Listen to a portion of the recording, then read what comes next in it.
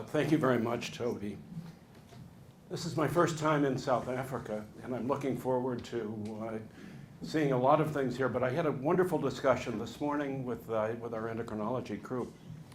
Now, I think most of you know that there's been a lot written about hormone therapy for menopausal women, and the data that's been presented is really very difficult to understand the mechanisms of how you can have prevention of breast cancer with estrogen and stimulation of breast cancer with estrogen plus a progestogen. So what my goal today really is to try to provide a little bit of an understanding of the mechanisms that are involved in the effect of hormone therapy in menopausal patients. By the way, this is the main administrative building of the University of Virginia. Our former president, Thomas Jefferson, was very interested in Palladio and Italian architecture, and of course this is a 1/4 replica of the Pantheon in Rome. I'm going to spend a little bit of history just to give you some background of this. Of course, back in 2002, my wife came home and said, I'm on hormone therapy, I'm going to get heart disease, I'm going to get breast cancer, I'm going to get blood clots, and probably Alzheimer's disease, and I'm going to stop this medicine right away. And of course, what we learned was that the relative risk of stroke was twofold, 200% increase. The relative risk of DVT was about the same. The relative risk of heart disease was about a 25% increase, and breast cancer a 26% increase. And there was very little benefit of hormone therapy in this initial publication. But as everyone thought about this initial publication was in women of an average age of 63. And we really make a decision about hormone therapy in women that are much younger, 50 to 53, the average time of menopause. And the studies that were done at that time, the Women's Health Initiative in the United States, were women average age 63 and really didn't represent the population of patients that we actually treat. So a few years ago, Joanne Manson from Harvard went back and did a post hoc analysis of the risks and benefits of hormone therapy in women ages 50 to 59. And rather than talking about a 200% increase in breast cancer or in stroke, she talked about the absolute risk and not the relative risk. And this is really quite important. So when you look at conjugated equine estrogen alone, that's what was used in this study. It's a form of biologic estrogen obtained from horse urine, actually. What she found was that if you look at the number of women per 1,000 who use hormone therapy for 5 years, and you then ask what is the absolute risk of a woman having a problem, if you look at the primary endpoints, there actually was an improvement with 5 women out of 1,000 that didn't get heart disease, 2.5 women out of 1,000 that didn't get breast cancer, in other words, prevention. And there was a marked reduction in fractures, and actually also in all-cause mortality, and unexpectedly, a reduction in diabetes. So this really changed our perspective. Was not quite as good for conjugated equine estrogen plus a progestogen, or MPA, because now there was an increase in invasive breast cancer, not a 25% increase, but only 2.5 out of 1,000. That's the difference between absolute risk and relative risk. Absolute risk is the 2.5. Also an increase in coronary heart disease, stroke, pulmonary embolism, deep venous thromboses, but also an improvement in fractures and in diabetes. So this is just a background for me to focus on the concepts of why conjugated equine estrogen might prevent breast cancer, and conjugated equine estrogen plus progestogen actually increase breast cancer. It's very difficult to grapple with this, but this just emphasizes that with E+P, there was a risk of breast cancer, whereas estrogen alone, there was a reduction in breast cancer. So one of the primary questions here is, does menopausal hormone therapy cause de novo breast cancer? Is it a cancer-inducing agent? Or on the other hand, is it just causing increased growth of breast cancers that are already there but not diagnosed yet in patients who are seen and who are candidates for menopausal hormonal therapy? So to analyze this, what we did was to develop a biologically based and a computer-based, two different models to look at what the natural history of growth of breast cancer is. And this is very informative to explain what may be happening. The studies are fairly detailed, but I'll refer you to the publication if you want to look at all the details, but I'll try to give you the important and the salient details of this. So let's talk about the life history of a breast cancer. So there's a start of mutation cascade through several events that initiate the breast cancer. So you start with hyperplastic elongated lobular units, HELU. You go to atypical hyperplasia, and then cancer, DCIS, invasive breast cancer, and ultimately metastatic invasive breast cancer. This is a complicated process which requires, on average, 11 different mutations. So when you think about it, the development of breast cancer is going to take a fairly long period of time because of these multiple. So let's talk about the fact that when you go from here to here, this is the inflection point where we begin to talk about de novo tumors. So the first thing we have to ask is, for a tumor to be diagnosed, how big must it be to see it, and how long does it take it to get there? So we talk about the detection threshold. And the detection threshold is something that is biologically based. And the main issue is that in younger women, the tumors have to be much larger than in older women. 1.6 centimeters for a younger woman to be large enough to be seen on a mammogram, bigger than that to be seen on physical exam. And in a woman that's greater than 70, the tumor has to be smaller. So why is this?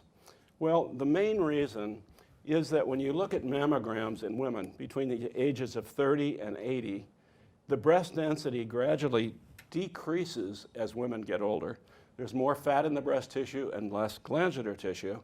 Now, it's very easy to see this lesion in a 70-year-old woman who has very little breast density, but how many of you saw this lesion, which is the same size, in a woman that has a very dense breast? So the younger the patient, the larger the tumor has to be. The second question is, how long does it take for this de novo tumor here to grow big enough to be seen on mammogram and to be diagnosed? So it actually takes 30 doublings. So a cell has to double 30 times to reach 1 billion cells, and you need 1 billion cells to have a tumor big enough to be picked up on mammogram. We don't tend to think of that. We tend to think of early breast cancer as a patient that has a lesion seen on mammogram. So the duration really depends on the doubling time of the tumor. How fast is the tumor growing? So it turns out, if you look at serial mammograms in women, you can actually calculate how rapidly a tumor is growing. So the median doubling time in women ages 50 to 60 is 200 days. The peak is about 100 days, but look here, from 200 days to 800 days, some of these tumors only double every 700 days. So they're growing very, very slowly. And this is probably why you've heard about the concept of overdiagnosis, which means that you pick up a tumor on mammogram, but it never does anything, it never grows. It's probably because some of these tumors have a very long doubling time. Now, this is the information that I find so fascinating. If the median doubling time is 200 days in a woman 50 to 59 years old, a tumor is there for 16 years before it's ever diagnosed. So it just takes a long, long time for this to happen. So this then raises the question, if you have a study like the Women's Health Initiative, where you take women who don't have breast cancer and then treat them with hormonal therapy, how many of those women already have breast cancer before and at the start of the study, but before any diagnosis is made? So the Women's Health Initiative study, the original one, was only 5.6 years. So when you think about it, the only tumors that are de novo, the only tumors that are caused by hormonal therapy, are the tumors that have a doubling time of 50 days or less. And as you can see, if a tumor has a doubling time of longer than that, it will never undergo the 30 doublings to be detected. So only the women that have these fast-growing tumors will ultimately be seen during the 5.6 years of the study. And it turns out only 11% of tumors have a doubling time of less than 50 days. So this is a little complicated, but if you do the calculations, you have 11% of tumors with a doubling time of 50 days or less, but only tumors de novo arising during the first 2 years will have enough time to be picked up by mammogram. So if you do the calculations, it turns out that only 6% of tumors that are seen during hormonal therapy are actually caused by the hormone therapy. The rest of the tumors were already there. Well, that sounds a little bit surprising, but this is what the model would show us, and that is that over the 8 years of the Women's Health Initiative study, about 94% of the tumors were already there before the study. And all that's happening is that the hormone therapy is causing those tumors to grow more rapidly, whereas only 6% are tumors that are de novo and perhaps caused by the hormonal therapy. So that leads the question, do we really know how many women actually have breast cancer that's undiagnosed by mammograms? Well, the only way you're going to find that out is to take a group of women who die early for other causes, perhaps car accidents, other diseases, and carefully section the breast at autopsy to see how many breast cancers are there. Well, there have been a number of studies, and these are the ones that are there at the present time. But what it basically says is that 6% of women at autopsy in the ages of 40 to 80 have breast cancer at autopsy. 1% of these are invasive, 6% in situ, but basically a total of 7%. So when we treat women with menopausal hormonal therapy, about 7% of them already have breast cancer, but we can't diagnose it. And that's what these data would show. So this is the 7% of women that are below this detection interval. So how can we put all of these data together to try to figure out what's happening to our patients? Well, what we did is what's called iterative modeling. We varied the various components of this to see what would happen. And the major parameters were the doubling time of occult tumors, the percentage of tumors in the reservoir that were undiagnosed, the detection threshold, and we assumed that these tumors were growing logarithmically. And we have some data that we provided preclinically to show that. And we assumed that these tumors that were there but not diagnosed had a Gaussian distribution from small to large. So this is the way this works. If you assume there's 7% of tumors, and a tumor has a doubling time of 400 days, the model predicts that 1% of those will be diagnosed as breast cancers after an 8-year period. In other words, they've grown large enough. If, on the other hand, the tumor has a doubling time of 100 days, now 6.5% of women will have diagnosis of breast cancer over that period of time. So which of these lines is a correct line? Well, what you can do basically is look at the population, and there's several populations looked at, to see what the incidence of breast cancer is over a period of time, and then compare this with the 100-day doubling time, 400-day doubling time, 600-day doubling time, and so on. And what you end up with is this purple line, and this is the SEER population data, suggesting that this incidence of breast cancer over time corresponds to a 200-day doubling time. So it pretty much confirms the data on serial mammograms.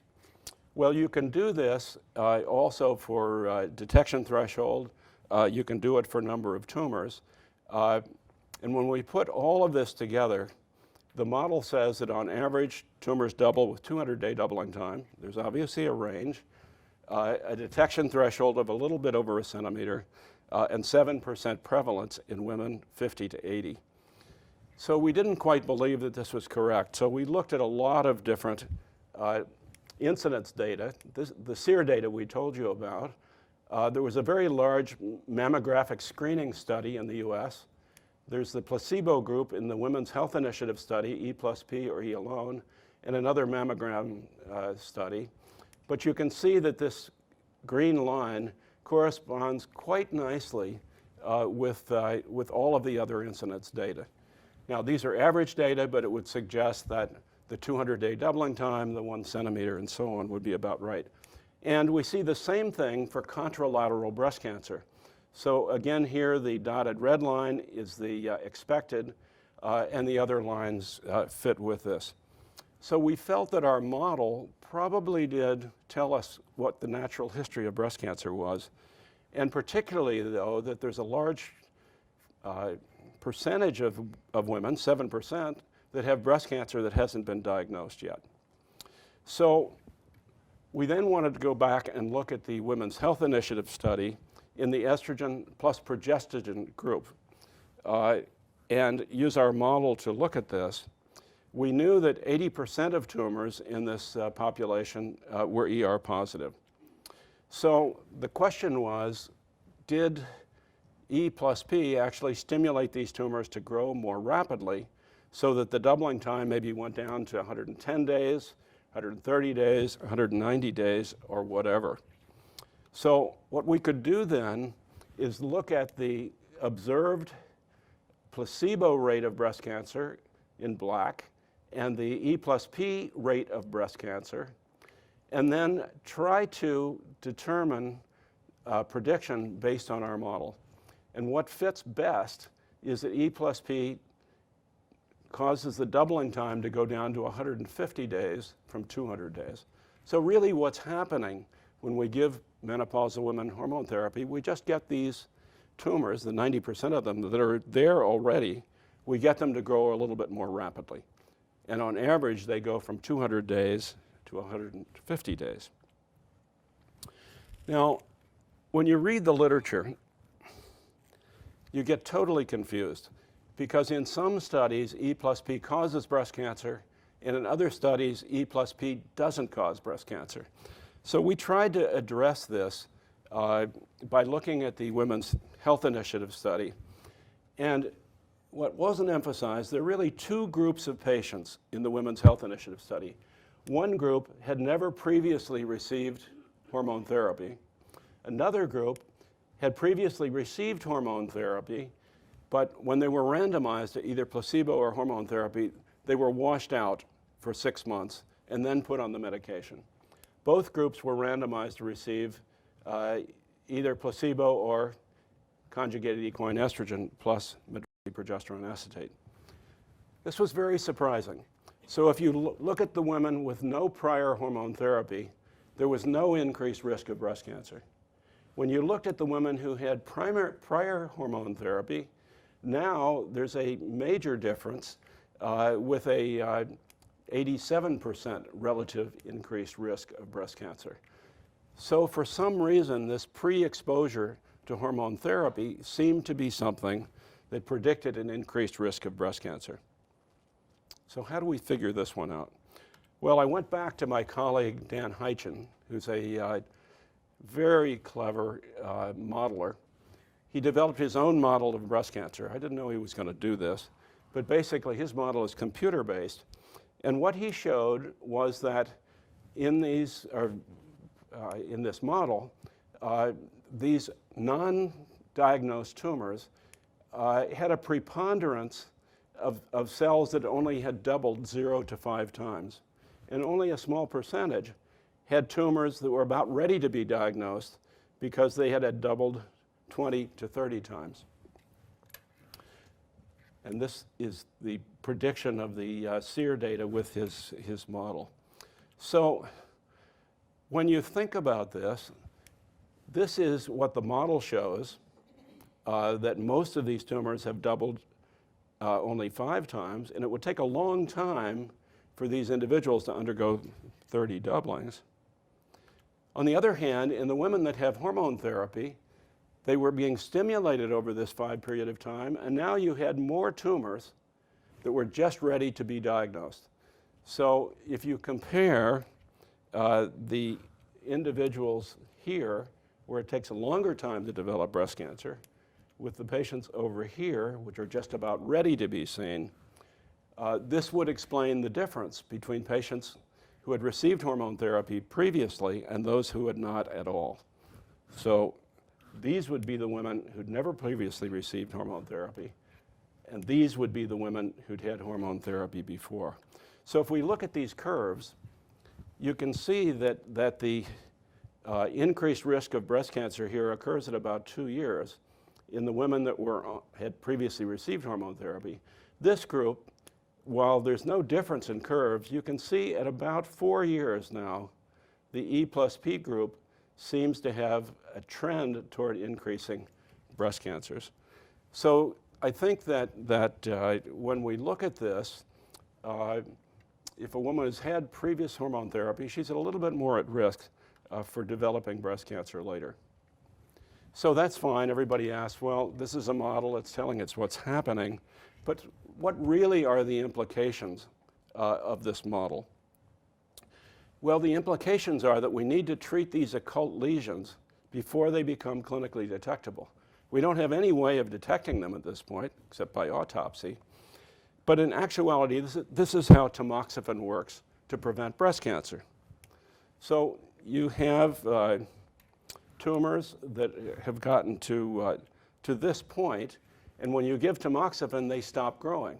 So you're not preventing breast cancer, you're basically preventing breast cancer from being diagnosed because the tamoxifen is blocking the growth of these tumors. That's true of raloxifene also. When I came, I asked Toby DeVilliers if in this country you're using a combination called DuoV. It's a SERM plus an estrogen. And we have data that perhaps this menopausal hormonal therapy, by exchanging the progestin for a SERM, that we maybe have something that's going to treat menopause, but at the same time prevent breast cancer. We only know that at this point from preclinical data, and the drug is not available, but keep an eye on this. It's called DuoV. In Europe, it's called Duaviv. So how can E+P increase the risk of breast cancer and estrogen alone reduce the risk? What's the mechanism for this? So the CEE alone arm of the Women's Health Initiative study, it's very clear that after the 8 years of either placebo or CEE, that there's a 23% reduction in breast cancer from giving conjugated equine estrogen. This is really puzzling to how this can happen. So our own work raised the hypothesis that conjugated equine estrogen caused apoptosis of occult tumors. So this is causing programmed cell death of tumors. And what sets these cells up for programmed cell death is the long-term deprivation of estrogen. So in the Women's Health Initiative study, average age 63, the women that were on placebo and never had had hormone therapy before, their tumors were deprived of estrogen for 5 to 10 years. And remember, the average age of women in the WHI was 63, 12 years after the age of menopause. So we tried to model this to see if in fact this happens. And I always say that going back to the bench from studying patients and the bedside is helpful. So what we did is that we used a hormone-dependent breast cancer cell line, MCF7. We deprived the cells of estrogen for more than 6 months. These cells completely changed their properties. We just abbreviate this as long-term estrogen-deprived cells, but this is a model for postmenopausal women who would start estrogen later in their menopausal years. What happened then, if we compare the cells that are grown in the presence of estrogen, estrogen basically blocks apoptosis. It prevents this, it causes the cells to live longer, whereas in marked contrast, in these long-term estradiol-deprived cells, estrogen now in physiologic doses kills the cells. So this is the model that suggests that long-term estrogen deprivation sets up these cells for cell kill. Later on, Craig Jordan in the United States showed this also in an animal model. And basically what he did is that he treated animals containing MCF7 cells for a long period of time with tamoxifen, estrogen deprivation. And these cells would grow independently of estrogen, as you can see on the green line. But the minute he started treatment, and the treatment was estrogen, these tumors disappeared, seeming that estrogen was killing these tumors. And in fact, if you looked at apoptosis, this is control, and this is the percentage of cells that are undergoing apoptotic cell death after 5 days. So we believe that one of the considerations of how estrogen basically prevents breast cancer is that it's causing apoptosis in this situation. So we put this into our model, and you can see this is the placebo group in the WHI. This is the group of patients that were receiving estrogen. This is at 6 years, and you can see the 22% reduction. If we postulated a 40% increase in apoptosis and put that into our model, you can see that the red line fits along very nicely with the black line. In other words, this gives us more evidence that estrogen is actually causing cell death under these circumstances. Well, everybody always asks, yes, but what about the Women's Health Initiative study? Can you show that this long-term estrogen deprivation is important in that setting also?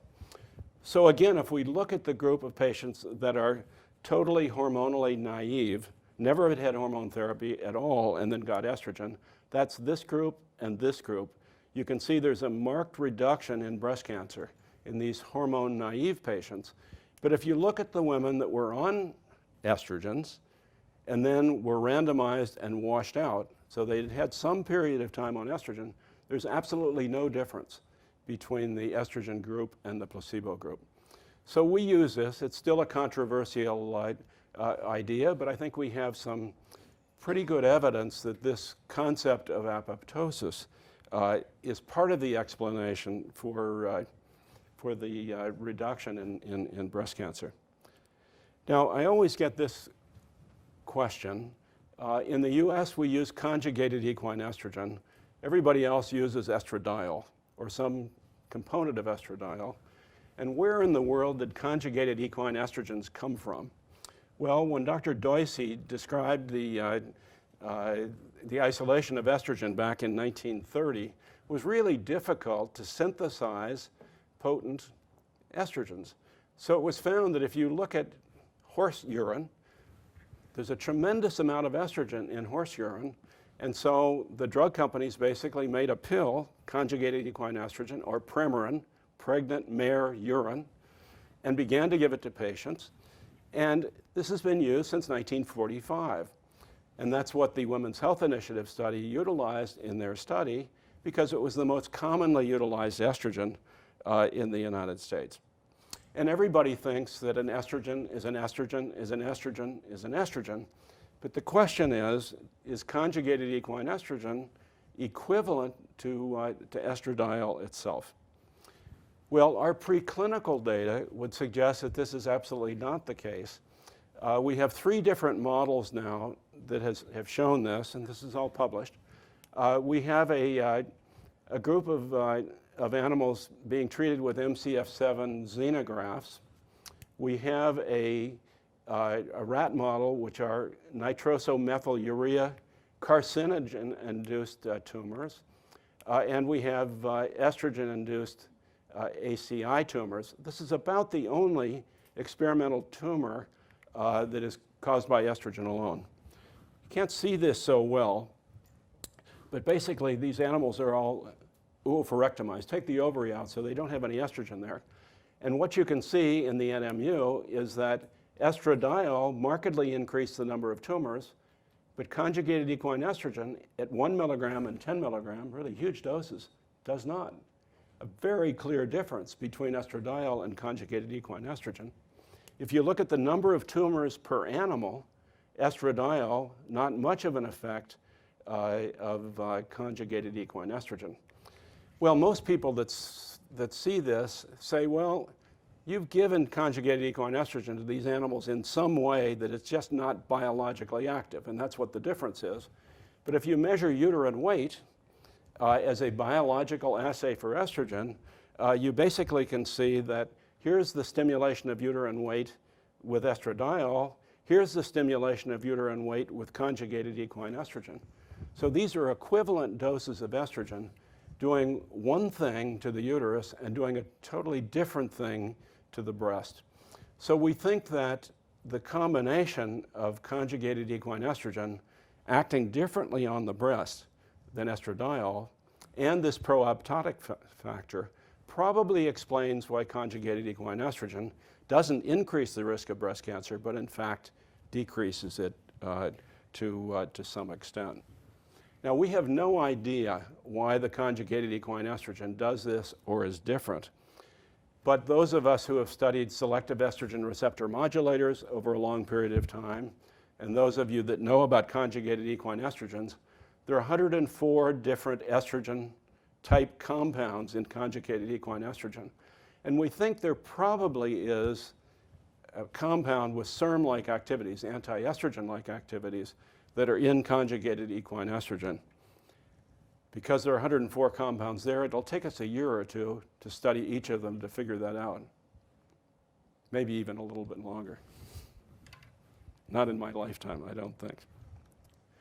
So what do we see then when we compare estradiol with conjugated equine estrogen when we study the tumor biology? So these brown cells are cells that have undergone apoptosis, programmed cell death. And these are 4 separate tumors treated with estradiol or treated with conjugated equine estrogen. You don't need statistics to see that conjugated equine estrogen is markedly increasing apoptosis. But when you do the statistics, you can see there's very little increase in apoptosis with estradiol and a marked increase in apoptosis with conjugated equine estrogen. So very, very different. If you look at proliferation, one sees just the opposite. So here, estradiol, the brown cells are cells that have Ki67 positivity. They're dividing. Over here, one is looking at the same thing. And you can see again that estradiol markedly increases proliferation, but the conjugated equine estrogen, very little. So if you have CEE that's killing cells and not causing them to grow versus estradiol, which is preventing cells from dying and stimulating, you can see why there may be a difference. It's interesting when we talk about this, and maybe Toby DeVilliers can correct me on this. I have not found a single study that has directly compared estradiol with conjugated equine estrogen as menopausal hormonal therapy to see what they look like head to head. And that study needs to be done. But we would predict from these data, am I correct about that? There are some smaller studies and they all seem to favor estradiol, but they're all European-based and Europeans tend to find that. Okay.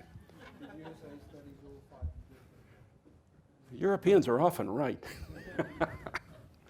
All right, so we would think from this then that at least in our hands, my colleagues always say, why do you want to give women horse urine as an estrogen? And I say, well, in the preclinical data, they really seem to be favorable in terms of breast cancer later. I have to tell you my favorite story. I think I have a minute or two, but the question is, why did anybody begin to develop these models of breast cancer? And those of you who are students of medical history know that Charles Huggins had won the Nobel Prize for taking out the testes and showing a regression of prostate cancer. But later in his life, he began to study an animal model of breast cancer. And one of them was the first derivative of this NMU model that I talked about. Well, I had the opportunity of sitting in the back of a taxi cab with him. He was 90 years old. And I was a young person in those days. And I very respectfully, Dr. Huggins, why did you start studying breast cancer when you had already won the Nobel Prize for prostate cancer? Oh, he said, there's a very simple explanation. We had no operating room at the Ben May laboratories in Chicago, which is South Chicago. I had to take my dogs up to Northwestern, where they had a very good animal operating room. And the only way I could get them up there in my wife's station wagon. His wife one day could take it no longer. She said, Charlie, you're no longer going to be foul my station wagon. You've got to study something else. That's when he began to study breast cancer. And that's basically the derivation of one of the models that we studied. So I tell my wife that, she's sitting back here, by the way, sometimes you have to listen because it might really advance your career. So what are the conclusions from this? Well, first of all, when you review the literature, remember that it's not clear that estradiol and conjugated equine estrogen are of the same class. CEE causes apoptosis, E2 blocks apoptosis, and estradiol stimulates proliferation, whereas conjugated equine estrogen does not. Our data may explain why conjugated equine estrogen prevented breast cancer in the Women's Health Initiative study, both because of the lack of CEE stimulating and causing apoptosis, but also because of this long-term estradiol deprivation induced apoptosis. And as I've mentioned, no data have directly compared CEE versus estradiol in women and examined the risk of breast cancer with each. So in my own practice, I tend to use conjugated equine estrogen rather than estradiol. But I have to say this new concept, it's called tissue selective estrogen complex. I'd mentioned DuoV, this combination of a serum plus estrogen. Keep your eye on this because I think this is probably something that all of us will potentially use later. I'm from the USA. I have to declare the fact that I had some research support from this company, and maybe I'm a little bit biased about DuoV, but it's a very interesting compound to think about. With that, thank you very much for your attention. Thank you. Toby, do we have questions? Do we have questions? Okay. Yeah, we're going to have a few questions. Sure. Any questions? I don't know whether I fell asleep while you were talking. I could hear your reasoning on the use of the conjugated equine decreasing of killings. Mm-hmm. However, I didn't get the answer on why the estrogen and the progesterone group, what happens there, why actually the risk increases. And the second question would be, Let me answer the first one first. So the question is why the progestogen seems to, I hate to say this, trump the effect of estrogen. I can't think of another word. It's a problem, maybe supersede. And we don't know why the progestogen actually abrogates this pro-apoptotic effect. Craig Jordan has published a paper, and you'll see it in the literature, that the progestogen actually is blocking the apoptotic effect of the conjugated equine estrogen. We tended, as skeptical scientists, not to believe that because he was using cloned cells, and we were not able to show that in our own model. But somehow the combination of CEE plus medroxyprogesterone acetate tend to be pro-proliferative. Been a lot of studies done mainly in France that suggest that it depends which progestogen you use. And it depends whether it's 5-alpha reduced or whether it's metabolized in a different fashion, whether the progestin is actually stimulatory or inhibitory on breast growth. So it's an excellent question. We don't know the answer to that, but it's clear that the E2 plus MPA tends to, in some way, this pro-apoptotic effect. Did I answer your question? Yes, sir. Question 2. Question 2 would be, so when we see these patients in the clinic, Mm-hmm. especially the ones actually that are referred to us by the breast cancer Mm-hmm. teams, like they've been treated with breast cancer. Now, when we're counseling them for HRT, so can we use now your presentation, if I take you well, we talk about deprivation, which is I believe that the tamoxifen that deprives these cells of, then can we use that now, this estrogen as a, because there's always a question like, what about the recurrence? Yes, you cannot is the short answer. We don't know how long the period of estrogen deprivation necessarily has to be to cause this effect. And I always have the older members of the group remember that estrogen was the main treatment for breast cancer until about 1982. And at that time, tamoxifen was compared directly with estrogen. And estrogen caused a regression of breast cancer very similar to tamoxifen. But what we knew was a premenopausal woman had no breast cancer benefit from estrogen given alone, that a woman from menopause to 5 years later had no benefit, but a woman from 5 to 10 years postmenopausal did have an anti-tumor benefit, and women with who were more than 10 years past the menopause had an even greater estrogen benefit. So what that suggests is that the duration of time for this estrogen effect to kick in is so variable that we wouldn't suggest in general treating women with breast cancer with estrogens. But there's a lot of data now looking at women 15 to 20 years after the menopause where estrogen therapy for breast cancer is actually quite effective. And there's a good review of that by Dr. Colin Bennick about a year ago that goes over all the data. So I don't think we can use this. What I do in patients that I want to give menopausal hormonal therapy to, by the way, I don't use HRT anymore, not sure it's replacement, so I use menopausal hormone therapy.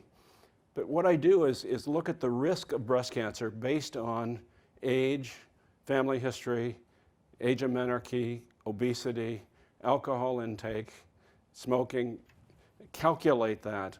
And the women that are at high risk for breast cancer, based on those prediction models, are probably the women that already have breast cancer. So I use that when I think of what I'm going to treat a patient. I went a little bit beyond your question, but I think I did answer it. Okay.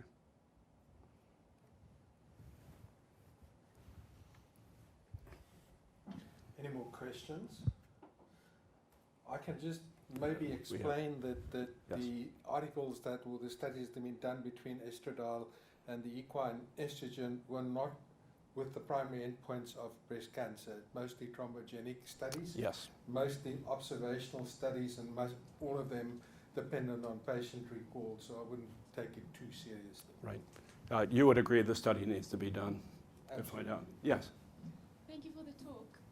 My question is, I heard you say that the mean age of patients receiving this therapy was 63 years, Right. and that's approximately 12 years from the onset of menopause. So assuming that these patients already had occult tumors and then received conjugated equine estrogen and subsequently had apoptosis of their tumors, is there any evidence to suggest that the use of conjugated equine estrogen earlier, so from the onset of menopause, will prevent breast cancer in those that would have developed breast cancer? The answer to that is very similar to the one I had said before. We don't have good data to look at that. And if the pro-apoptotic effect of estrogen is really the more important one, then I think the answer to that would be probably no difference, because you have to go out a longer period of time before you kill cells. If it's the issue of conjugated equine estrogen not stimulating breast cancer growth as much, then your idea about using CEE early would be important. I think as I look back at this, when we understand the mechanisms a little bit differently, it directs us to think about some trials that we never thought about doing before. Who would want to compare estradiol with CEE in patients that are 52? But I think it's very important. We might find something. These studies are very expensive.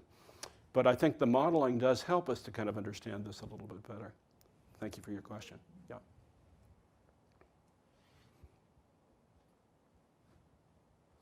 Do you think this dual effect of estrogen is only on breast, or if we think of other estrogen responsive tissue like the skeleton, do you think there may be a difference when you sort of deprive that tissue of estrogen?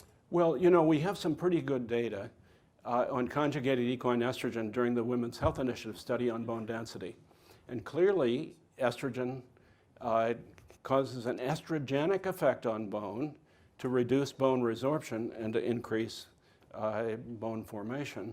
The uterus, we know also that both conjugated equine estrogen and estradiol stimulate the uterus. So in those two organs, it seems to be the same.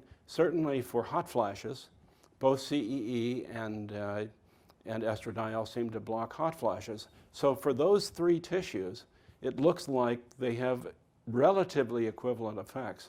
Whereas on breast cancer, they seem to have divergent effects. How can we explain that? Well, we know that each tissue has its own co-repressor, co-activator components, which can alter SERMs to act differently in different tissues. So we think that's probably the explanation, although we don't have it. So it seems to be currently that it's only the breast that shows this divergent effect of CEE plus in comparison with estradiol. Okay.